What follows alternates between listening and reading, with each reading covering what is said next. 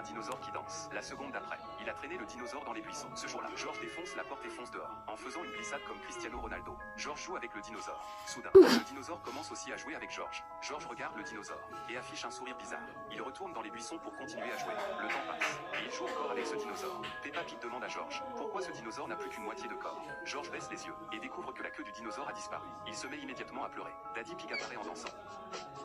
Il prend le dinosaure,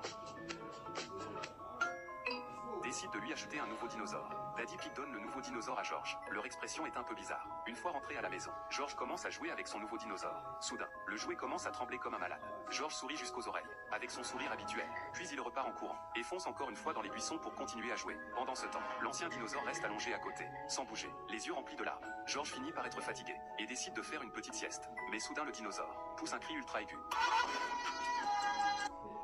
qui fait pleurer Peppa. Daddy Pig attrape le dinosaure et réfléchit à comment le punir. La famille Pig se rassemble pour décider quoi faire de ce dinosaure turbulent. À la fin, le dinosaure tombe complètement en panne.